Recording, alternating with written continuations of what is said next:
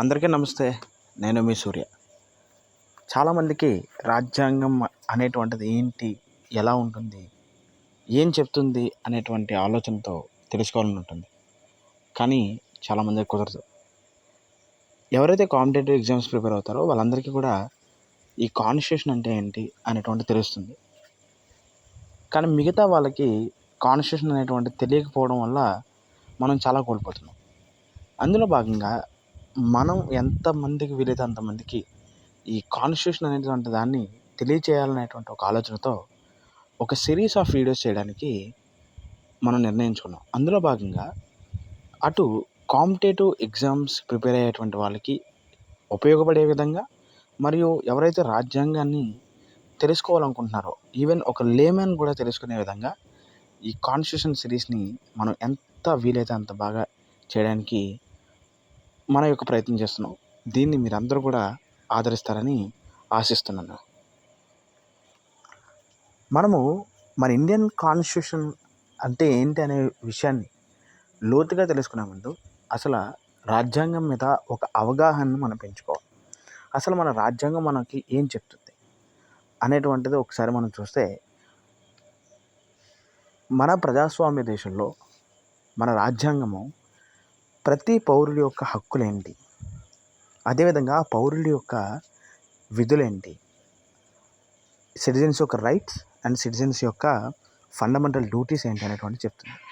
ఇదొకటే కాదు, మన దేశంలో ఉన్నటువంటి ఆర్గాన్స్ ఏవైతే ఉంటాయో, అంటే లెజిస్లేచర్ కానీ, ఎగ్జిక్యూటివ్ కానీ, జ్యుడిషియరీ కానీ, వీటి యొక్క ఫంక్షన్స్ ఏంటి, పవర్స్ ఏంటి, వాటి యొక్క రోల్స్ ఏంటి, ఇలా ప్రతి విషయాన్ని వివరంగా మనకు చెప్తుంది. దాని ద్వారా మన ఎంటైర్ ఇండియాని ఒక డెమోక్రటిక్ నేషన్గా, ప్రజాస్వామ్య దేశంగా నిలపడానికి రాజ్యాంగం చాలా చాలా ఉపయోగపడుతుంది. వీటిలన్నింటినీ కూడా మనం లోతుగా విశ్లేషించిన తర్వాత మనకి ఇంకాస్త క్లియర్గా మనకి అర్థమవుతుంది. ఇంకా క్లియర్గా అర్థం అవ్వాలనుకుంటే కనుక ప్రభుత్వం చేసేటువంటి ప్రతి చట్టము కూడా రాజ్యాంగబద్ధంగా ఉండాలి. అంటే రాజ్యాంగబద్ధం అనేటువంటిది కొన్ని సెట్ ఆఫ్ ప్రిన్సిపల్స్ని పొందుపరిచింది, కొన్ని డాక్ట్రైన్స్ని పొందుపరిచింది. ఈ దేశము సోషల్ డెవలప్మెంట్ చెందడానికి, అంటే సామాజికంగా ఎప్పుడు కూడా అభివృద్ధి చెందడానికి కావాల్సినటువంటి ఒక సిద్ధాంతాలని, కొన్ని ప్రిన్సిపల్స్ని కూడా మనకి అందించింది. ఆ విధంగా రాజ్యాంగం అనేటువంటిది ప్రతి పౌరుడి యొక్క అభివృద్ధిని దృష్టిలో పెట్టుకుని రూపొందించిందే మన యొక్క భారతదేశ రాజ్యాంగము. కాబట్టి ఇప్పుడు రాజ్యాంగం యొక్క ఫంక్షన్స్ ఏంటనేది ఒకసారి చూస్తే మనకి రాజ్యాంగం మీద మనకు ఒక అవగాహన అనేది వస్తుంది. ఫర్ ఎగ్జాంపుల్ మనం చూసినట్టయితే the first point, establishment of government structure. అంటే రాజ్యాంగము ఏం చెప్తుందంటే ప్రభుత్వం అనేటువంటిది ఎలా ఆర్గనైజ్ చేయబడుతుంది, అదేవిధంగా దాని యొక్క బ్రాంచెస్ ఏంటి, ప్రభుత్వాలు అనేటువంటివి ఎలా ఏర్పడతాయి, ఇలా మనకి క్లియర్ కట్గా చెప్తుంది. అంటే మనం చూస్తాం, ఇప్పుడు ఫర్ ఎగ్జాంపుల్ సెంట్రల్ గవర్నమెంట్లో చూసాం, ఎలా ఉంది, కోయిలేషన్ పాలిటిక్స్ జరుగుతున్నాయి. అంటే ఒకే పార్టీకి మెజారిటీ రాలే, 4-5 పార్టీలు కలిస్తేనే కానీ ప్రభుత్వం ఏర్పడలేదు. సో ఇలా ఒక ప్రభుత్వం మెజారిటీ సంఖ్యని ఎలా తెచ్చుకున్న తర్వాత ప్రభుత్వం ఎలా ఏర్పడుతుంది, అందులో మంత్రుల సంఖ్య ఏంటి, ఎంతమంది ఉండాలి, అదేవిధంగా ఒకవేళ ఎవరికి మెజారిటీ రాకపోతే ఎన్ని పొలిటికల్ పార్టీస్ కలిసి ప్రభుత్వాన్ని ఎలా ఏర్పాటు చేయాలి, ఇవన్నీ కూడా మనకి క్లియర్ కట్గా మనకి తెలియజేస్తుంది రాజ్యాంగం. అలాగే గవర్నమెంట్కి ఉన్నటువంటి పవర్స్ ఏంటి, ఫంక్షన్స్ ఏంటి, ఏ విధంగా ప్రభుత్వం అనేటువంటి రెస్పాన్సిబుల్గా ఉండాలి, ఇలాంటి విషయాల్ని కూడా మనకి రాజ్యాంగం అనేటువంటిది క్లియర్ కట్గా ఎక్స్ప్లెయిన్ చేస్తుంది. అలాగే ఇందాక మనం చెప్పుకున్నాం, మనకు ఉన్నటువంటి రైట్స్ ఏంటి, అదేవిధంగా ఫండమెంటల్ డ్యూటీస్ ఏంటి అనేటువంటివి. వీటన్నిటిని కూడా మనం ఫండమెంటల్ డ్యూటీస్ కానీ, ఫండమెంటల్ రైట్స్ చాప్టర్స్ వచ్చినప్పుడు క్లియర్గా ప్రతి రైట్, మనకున్నటువంటి రైట్ ఏంటి, మనకున్నటువంటి డ్యూటీ ఏంటి అనేటువంటిది క్లియర్గా ఎక్స్ప్లెయిన్ చేసుకుందాం. దాని ద్వారా మనకి చాలా రైట్స్, మనకున్నటువంటి రైట్స్ ఏంటి అనేటువంటిది మనకు తెలుస్తుంది. మనం ఎంపవర్ అవుతాం. సో సమాజంలో మనకి ఒక కొత్త విషయం తెలుసుకున్నామే, అంటే మనకి ఇలాంటి రైట్స్ కూడా ఉన్నాయా అనేటువంటిది మనం ఫండమెంటల్ రైట్స్ చదివినప్పుడు మనకు తెలుస్తుంది. అదేవిధంగా ఎప్పుడైతే ఫండమెంటల్ డ్యూటీస్ చదివిన తర్వాత దాన్ని మనం అర్థం చేసుకున్న తర్వాత ఎస్, నేను దేశానికి చేయాల్సినటువంటిది ఏదో కాదు, నేను ఫండమెంటల్గా అంటే ప్రాథమికంగా నేను చేయాల్సినటువంటి కొన్ని పనులు ఉన్నాయి. వాటిని మనం చేయగలిగితే చాలు, ఈ దేశానికి మనం ఎంతో సేవ చేసిన వాళ్ళు అవుతాం అనేటువంటి అవగాహన మనకు వస్తుంది మనం ఫండమెంటల్ డ్యూటీస్ చదివినప్పుడు. సో అది చాలా చాలా ఇంపార్టెంట్. లీగల్ ఫ్రేమ్వర్క్, సో మనకు ఉన్నటువంటి సుప్రీంకోర్టు కావచ్చు, హైకోర్ట్స్ కావచ్చు, సబార్డినేట్ కోర్ట్స్ కావచ్చు, ఇవన్నీ కూడా ఎలా పనిచేస్తాయి, హైకోర్టు సంఖ్య ఎంత, వారి పవర్స్ ఏంటి, రెస్పాన్సిబిలిటీస్ ఏంటి. అదేవిధంగా కొన్నిసార్లు మనం డైరెక్ట్గా సుప్రీంకోర్టును కూడా అప్రోచ్ చేయొచ్చు. ఎప్పుడైతే మన ఫండమెంటల్ రైట్స్ అనేటువంటివి వైలేషన్ అవుతాయో మనం డైరెక్ట్గా సుప్రీంకోర్టును కూడా అప్రోచ్ అవ్వచ్చు. అదేవిధంగా హైకోర్టుని ఎలా అప్రోచ్ అవ్వాలి, దానికి సంబంధించినటువంటి పవర్స్ ఏంటి, ఇవన్నీ మనకి క్లియర్ కట్గా జ్యుడిషియరీ అనేటువంటి టాపిక్ ఉంటుంది. అప్పుడు మనం క్లియర్గా ఎక్స్ప్లెయిన్ చేసుకుంటాం. అదేవిధంగా రాజ్యాంగం అనేటువంటిది ఎప్పుడు యూనిటీని కోరుకుంటుంది. మనకి ఫండమెంటల్ రైట్స్లో ఆర్టికల్ 19 అనేటువంటిది చాలా చాలా ఇంపార్టెంట్. అందులో ఈ దేశంలో ఉన్న ప్రతి ఒక్కరికి మాట్లాడేటువంటి హక్కునిచ్చింది, వాళ్ళ యొక్క స్వతంత్రంగా వారి వారి భావన తెలియజేసేటువంటి హక్కునిచ్చింది.